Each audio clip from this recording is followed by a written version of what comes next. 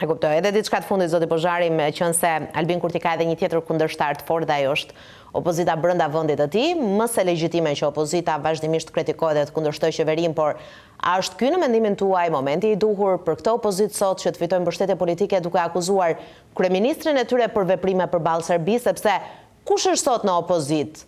Ramush Haradinaj, që dialogu me Vučićin apo edhe me Ivica Dačić e ka provuar përpara Kurtit, Fatmir Limaj, që po ashtu ka qenë pjesë e qeverive të mëhershme, Abdixhiku dhe Krasniqi pa asnjë përballje të kësaj natyre.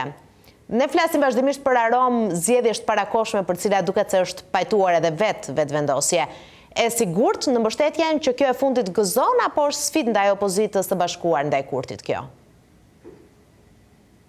Po vetëm ndoshta në kretë emisionin është pjesa kur thatë një opozitë kundërshtare e fortë, pjesa që do ta vija në diskutim, nga që për momentin opozita këtu në Kosovë njëjtë sigurisht në Shqipëri çalon në shumë aspekte. Ju i përmendët disa nga faktorët, nga që është hisedare në gjitha ato që kanë ndodhur deri më tani, qofshin ato të mira apo dhe rezultate negative. Me tekste veçantë në dialog, nuk është që kanë pasur ndonjë sukses për t'u lavdruar, pas që tash e hapin gojën për të kritikuar.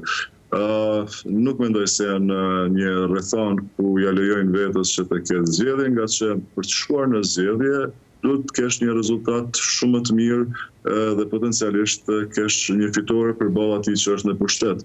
Zoti Kurti beson, gëzon edhe një besim edhe më tutje, edhe pse dorën zemër është duke u rritur kritika brenda pagnasia qytetare, jo për qasjen e tij në dialog, apo për çështjet e veriut, siç po kritikohet nga partnerët ndërkombëtar, po për mos zhvillimin e vendit, pra respektivisht për mos pasje të projekteve kapitale, për mos ngritje të standardit jetësor, pra për çështjet që qytetarët e preokupojnë në baza ditore.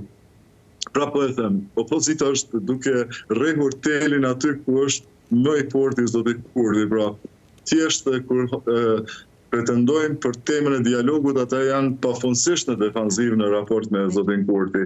Dhe këtu mendoj se janë duke gabuar dhe kjo do t'ju ofrodonte edhe një rezultat edhe më të jo favorshëm nëse do të mbaheshin zgjedhjet. Ndërsa temat për cilët janë shumë të interesuar, fatkeqësisht nuk është duke u marrë as ka qeveria dhe nuk është që janë marrë dhe të tjera të kaluarën gjithashtu. E qartë, zoti Pozhari, faleminderit shumë për kohën. Ishte kënaqësi që ishit me ne, shpresoj të ritakohemi përsëri. Faleminderit edhe për analizën që na sollët.